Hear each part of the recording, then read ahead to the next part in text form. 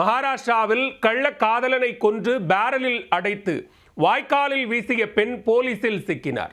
கணவர் மற்றும் சகோதரனை ஏவி கள்ளக்காதலனை தீர்த்து கட்டிய சம்பவத்தில் நடந்தது என்ன? கள்ளக்காதலனின் சொத்தை அபகரிக்க திட்டமிட்ட பெண், கணவரை ஏவி கதையை முடித்த கொடூரம், பேரலில் உடலை அடைத்து வாய்க்காலில் வீசிய சம்பவம். மகாராஷ்டிராவை உலுக்கிய கொலையில் நடந்தது என்ன? மகாராஷ்டிரா மாநிலம் மும்பரா பகுதியைச் சேர்ந்த அர்பாஸ் மக்சூத் அரிகான் என்பவர் கடந்த சில தினங்களுக்கு முன் வீட்டில் இருந்து காணாமல் போனார்.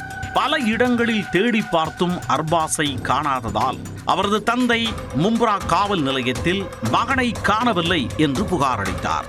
புகாரின் பேரில் விசாரணையை தொடங்கிய போலீசார் கானின் செல்போன் எண் சிக்னலை ட்ராக் செய்தனர். அதில் கான் கடைசியாக மும்பையின் வெர்சோவா பகுதியில் இருந்ததாக காட்டியது. உடனே விசாரணையை தீவிரப்படுத்த கானுடன் கடைசியாக செல்போனில் பேசிய மெக்ஸபீன் என்ற பெண்ணை சந்தேகத்தின் பேரில் காவல் நிலையம் அழைத்து விசாரித்தனர். ஆரம்பத்தில் அவர் புலனாய்வு அதிகாரிகளை திசை திருப்பும் வகையில் அனைத்து முயற்சிகளையும் மேற்கொண்டு மழுப்பலான பதில்களை அடித்து தப்பிக்க முயன்றார். ஆனால் தொடர் விசாரணையின் போது அவர் அளித்த சில வாக்குமூலங்கள் காவல்துறையினரையே அதிர்ச்சியில் ஆழ்த்தின.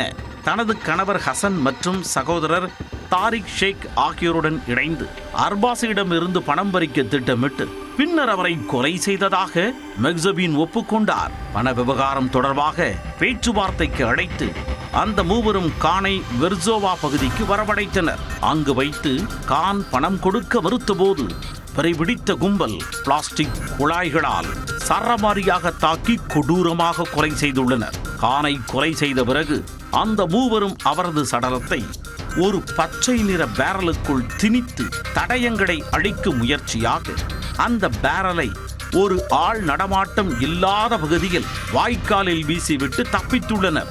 இக்கொடூர சம்பவத்தை தொடர்ந்து மும்பரா காவல்துறையினர் மெக்ஸபீன், சகோதரர் தாரிக் ஷேக் ஆகிய மூவரையும் கூண்டோடு கைது செய்தனர். மேலும் தலைமறைவான பெண்ணின் கணவர் ஹசன் மற்றும் அவருக்கு உடந்தையாக செயல்பட்ட முஜமல் பதான் ஆகிய இருவரையும் போலீசார் தேடி வருகின்றனர். அவர்களை கண்டுபிடித்து கூடிய விரைவில் கைது செய்வதற்கான தேடுதல் வேட்டை நடைபெற்று வருவதாக அதிகாரிகள் தெரிவித்துள்ளனர்.